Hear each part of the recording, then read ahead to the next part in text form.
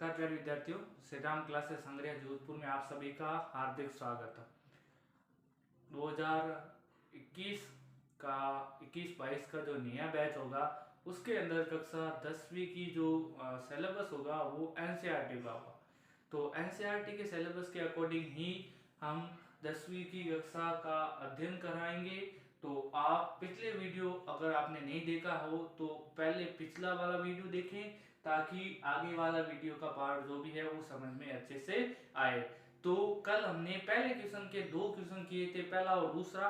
उसी प्रकार से तीसरा और चौथा ही है, तो तीसरा और चौथे क्वेश्चन को समझते हैं। जो चीज आपको जिस चीज समझ में नहीं आती वो चीज आप कमेंट में लिखकर भी बता सकते हैं कि सर ये वाला टॉपिक हमें समझ में नहीं आया, तो उसका एक अलग वीडियो बनाकर आपको समझा देंगे। तो यहाँ पर देखिए तीसरा क्वेश्चन, आपको ये बताना है कि इनको सरल करने पर एक द्विघात समीकरण बनता है या नहीं है। आई बात समझ में? तो आपको द्विघात समीकरण की पहचान करनी है। तो आपको ध्यान रखना है जो द्विघात समीकरण का रूप होता है वो इस रूप में होता है, ax² plus bx plus c के रूप में। यानी इसके रूप में अगर कोई भी समीकरण प्राप्त होता है तो इसका मतलब वो समीकरण है वो एक द्विघात समीकरण है। द्विघात समीकरण के अंदर हमेशा जो चर होता है उसकी अधिकतम घात क्या होती है? 2 होती है। तो आपको ये पहचान करनी है और बताना है कि ये द्विघात समीकरण है या नहीं।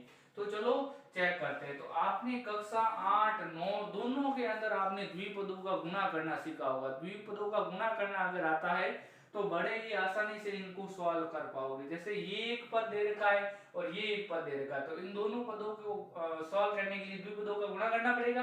वैसे ही इस तरफ आपको द्विपदों का गुणा करना पड़ेगा। तो कैसे करते हो द्विपदों का गुणा? पहले सबसे पहले वाले इसको करना है, इस पूरे से। तो आप क्या लिखोगे? x को गुणा करना है x प्लस 1 से। आई बात समझ में? फिर दूसरे वाली संख्या को -2 को गुणा करना है x प्लस 1 से। इसी प्रकार से बारी आती है इसकी, तो आप इसमें x को गुणा करोगे x प्लस 3 से, फिर -1 को गुणा करोगे x प्लस 3 से। समझ में आ रही है बात? तो यहाँ पर x को x से गुणा करोगे तो हो जाएगा x², x को 1 से गुणा करोगे तो हो जाएगा x, -2 को x से गुणा करोगे -2x, और प्लस माइनस माइनस 2 को 1 से गुणा करोगे तो क्या हो जाएगा? 2 हो जाएगा। इसी प्रकार से बराबर के इस तरफ वाला देखिए, x को x से गुणा करोगे तो x² हो जाएगा, x को 3 से गुणा करोगे तो ये हो जाएगा 3x, -1 को x से गुणा करोगे माइनस का x, प्लस माइनस माइनस 1 को 3 से गुणा करोगे तो 3 हो जाएगा। अब आपको पता है कि जो द्विघात समीकरण होता है उसमें बराबर के जीरो के इस तरफ सारा समीकरण होता है, उस तरफ सिर्फ जीरो होता है। तो इसका मतलब इस पूरे को आप भेज दीजिए इधर, भेज दो इधर। ये x², ये माइनस का x² इधर इधर आया तो ये हो गया माइनस का, ये x है, और ये देखो ये प्लस का x है, ये माइनस का 2x है। इनको साथ में लिख लो। चलो ये x, ये माइनस का 2x, और ये 3x इधर आया तो ये माइनस का 3x, ये माइनस का 2, और ये 3 इधर आया तो प्लस का 3। बराबर के इस तरफ में क्या बचा? 0 बच गया। समझ में आ रही बात? तो यहाँ देखो इससे तो ये कट गया, एक प्लस का एक माइनस का गया। अब क्या बचा? ये माइनस का 2x है, माइनस का 3x है। जब सेम चिन्ह होते तो हमेशा जुड़ते हैं, तो इसका मतलब ये हो गया माइनस का 5x, ये माइनस का 5x हो गया, ये प्लस का है तो प्लस माइनस माइनस होता है। पहले ये दोनों तो जुड़ जाएंगे तो माइनस का 5x हो गया। अब 5 में से 1 जाएगा तो क्या बचेगा?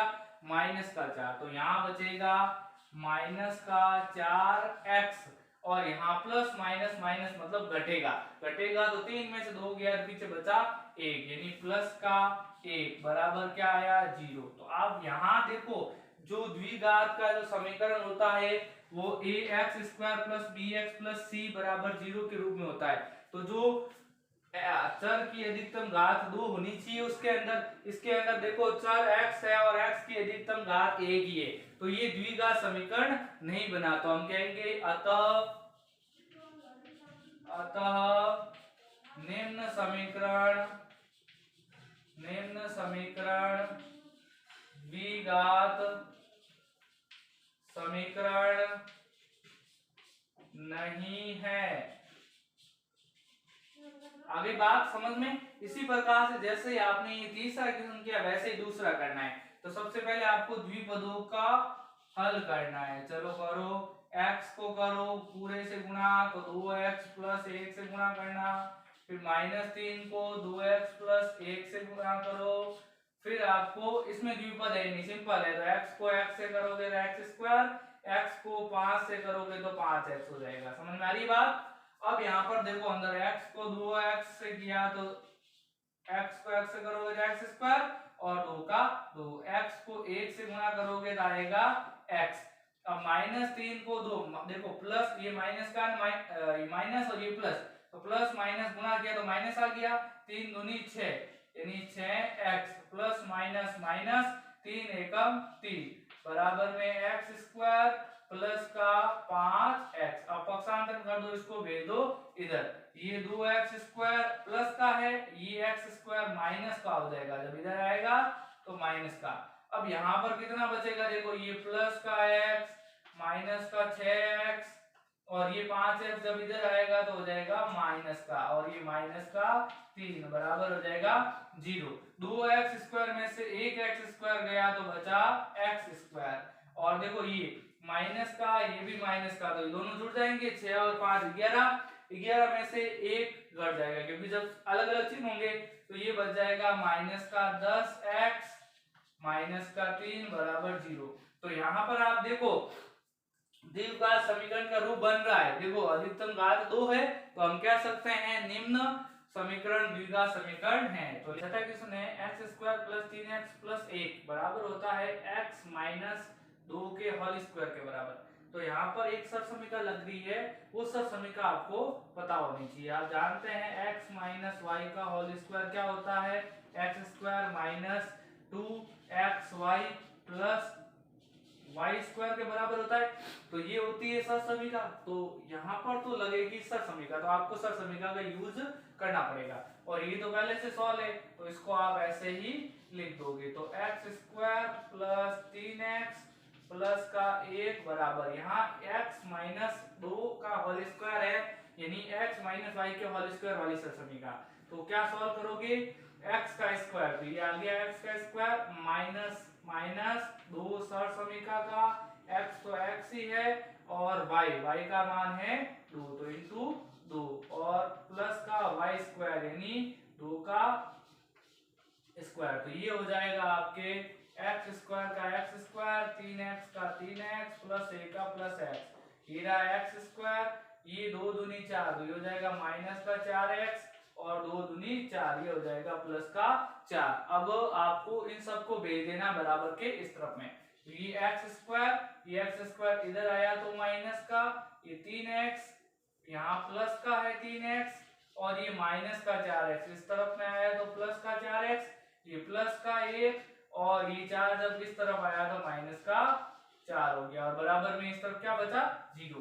देखो एक्स स्क्वायर से एक्स स्क्वायर कट गया तो x तो गया, अब ये हो जाएगा 7x, क्या हो जाएगा 7x और माइनस का 3 बराबर 0, क्योंकि यहाँ पर प्लस का 1 और माइनस का 4 क्या होता है माइनस का 3 होता है। तो यहाँ पर देखो आपको वही पूछ रहा है द्विघात समीकरण है या नहीं है, तो यहाँ पर ax square plus b x plus c बराबर 0 का रूप नहीं है, इसका मतलब ये द्विघात समीकरण नहीं है। तो आपको ऐसे लिखना है, अतः निम्न दिया गया समीकरण द्विघात समीकरण नहीं है। चलो सातों क्वेश्चन है पहले का, x प्लस 2 का होल क्यूब बराबर 2x into x square minus 1।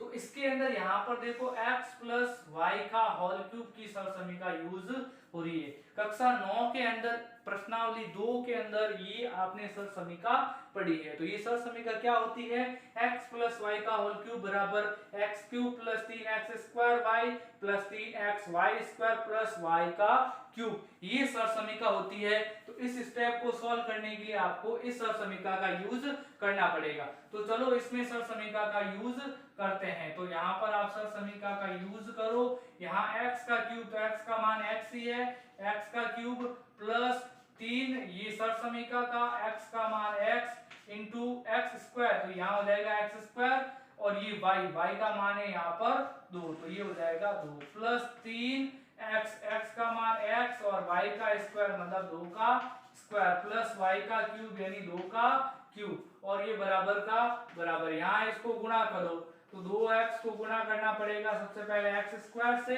फिर 2x को गुणा करना पड़ेगा आपको -1 से।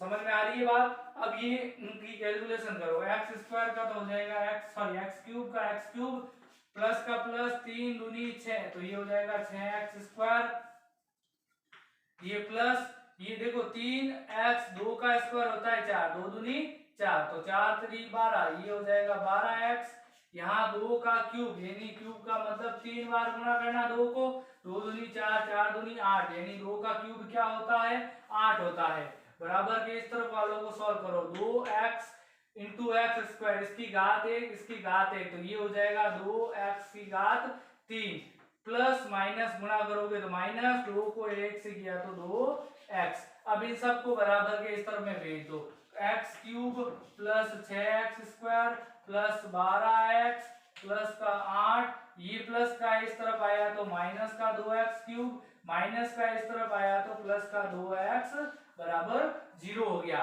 तो यहाँ पर क्यूब वाले पद देखो 2 पद है, एक प्लस का एक माइनस का, अलग अलग चिन्ह का, इसकी वजह से ये घट जाएंगे, तो 2x में से 1x गया, 1x क्यूब गया, तो ये हो जाएगा माइनस का x क्यूब प्लस का x स्क्वायर वाला, इसके अलावा कोई पद नहीं है, तो ये हो जाएगा 6x स्क्वायर।